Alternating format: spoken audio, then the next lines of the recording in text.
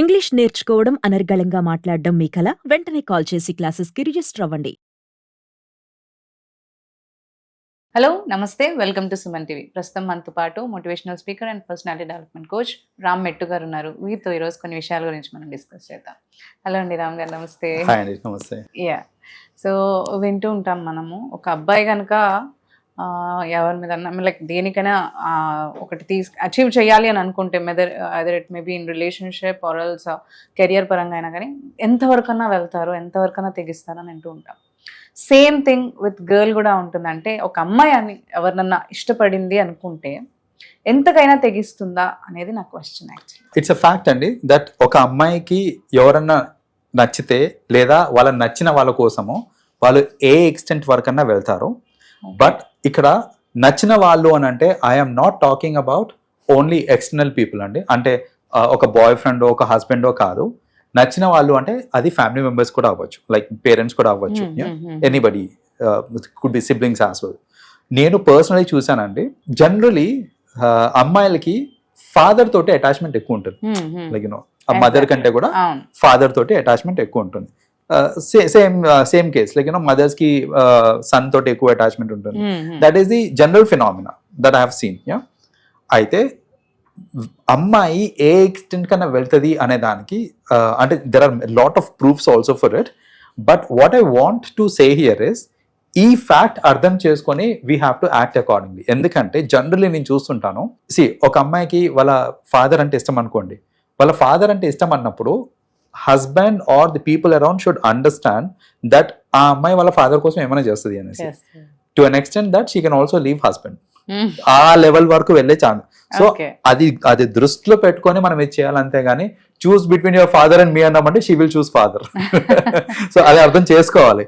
వయసు సేమ్ అదే కేసులో ఇలాంటి దాంట్లోనే ఒక అమ్మాయి గనక బయట ఎవరినన్నా ఇష్టపడింది అనుకోండి, సో చిన్నప్పటి నుంచి మేము కనీ పెంచాం కదా, మేము పుట్టి పెంచాం, ఇవన్నీ డైలాగ్స్ తీసుకొని వచ్చి నువ్వు వాడిని చూస్ చేసుకుంటావా నన్ను చూస్ చేసుకుంటావా అని క్వశ్చన్స్ కనుక అడిగారు అని అంటే షీ విల్ డెఫినెట్లీ సే నాకు వాడే కావాలి అనేసి.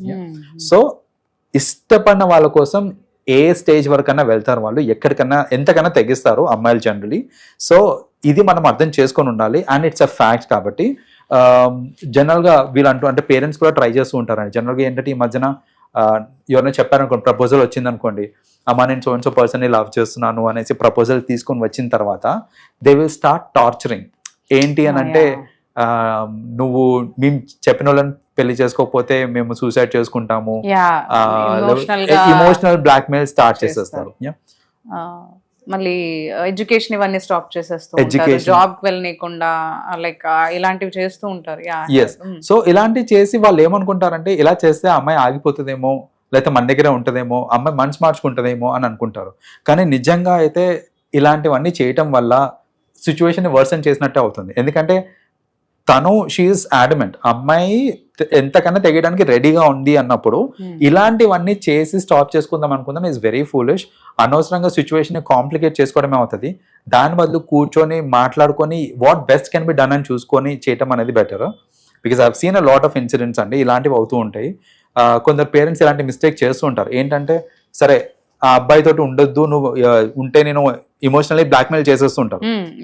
ఇమోషనల్ బ్లాక్మెయిల్ చేసినప్పుడు ఏంటంటే ఈ అమ్మాయి కొంతవరకు she will say okay fine అని ఏదో అంటది, but understand that she is you know she can go to any extreme అనేసి. నేను చూసిన కేసెస్లో కొన్ని ఉన్నాయండి, ఇంకా పెద్దలు చెప్పారు కదా అని వాళ్ళ సాటిస్ఫాక్షన్ కోసము పెళ్లి చేసేసుకుంటారు, వేరే వాళ్ళని పెళ్లి చేసేసుకుంటారు. పెళ్ళైనా not even less than 6 months divorce అయిపోతుంది వాళ్ళకి. డివోర్స్ అయిపోతుంది, లెస్ దెన్ 6 months డివోర్స్ అయిపోతుంది. బికాస్ వాళ్ళకి టర్మ్స్ కుదరట్లేదు or whatever it is. Divorce అయిపోయిన తర్వాత మళ్ళీ అల్టిమేట్లీ ఏమవుతుంది అని అంటే మళ్ళీ ఈ అమ్మాయి అతన్నే పెళ్లి చేసుకుంటుంది.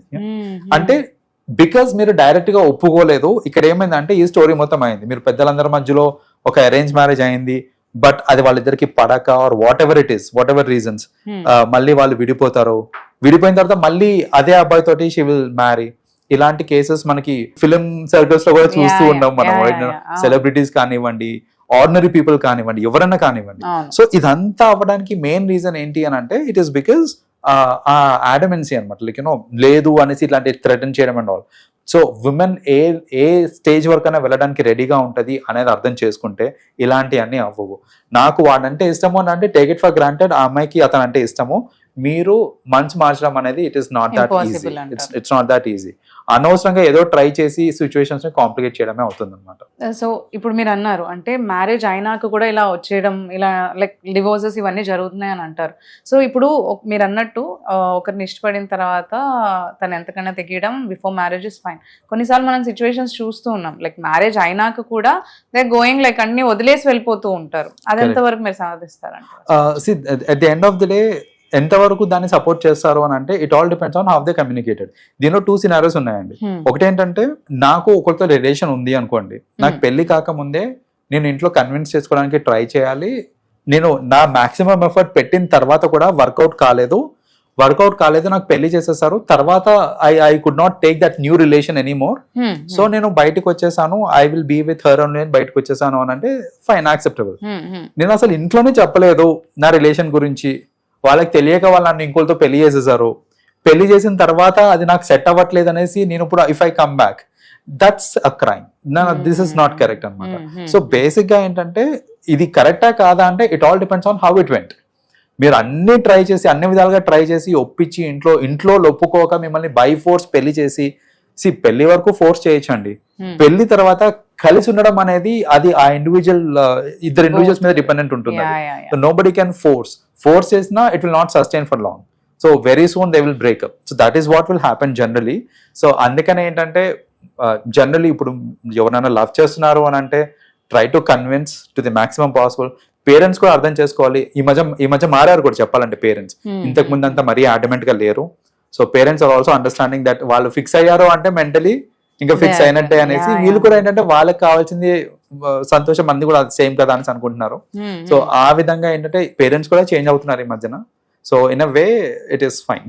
యా, అండ్ తెగించడము అంటే ఇప్పుడు ఇది ఈ ఎక్స్టెంట్ నాకు ఇప్పుడు అనిపిస్తుంది అంటే లైక్ కొన్నిసార్లు ఏంటి అంటే సూసైడల్స్ వరకు కూడా వెళ్ళిపోతూ ఉంటారు కదా, ఒప్పుకొని పరిస్థితి సిచ్యువేషన్ లో. ఇప్పుడు మీరు అన్నట్టు ఇప్పుడు డిసైడ్ అయినాక వీళ్ళు ఎక్స్ప్లెయిన్ చేశారు, but parents are not agreeing, అప్పుడు వీళ్ళు సూసైడ్స్ చేసుకోవడము, ఏమి చేయలేక అలాంటివి కూడా చేస్తున్నారు, అంతవరకు కూడా తెగించేస్తున్నారు అసలు.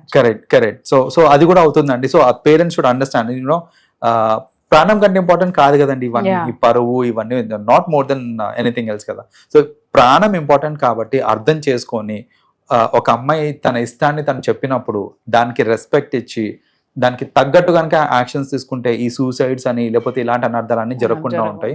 Because I have seen a lot of lifes వాళ్ళు ఏంటంటే as a couple they die, like because ఎలాగో కలిసి బతకలేం కదా, so let us end our lifes అనేసి ఇద్దరు కలిసి సూసైడ్ చేసుకోవడం, ఇలాంటి చాలా ఇన్స్టెన్సెస్ చూసాం మనము. సో అది కూడా in a way what ever you said is correct, that అంతవరకు కూడా వెళ్ళే ఛాన్సెస్ ఉంటాయి మనకి. థ్యాంక్స్ అండి.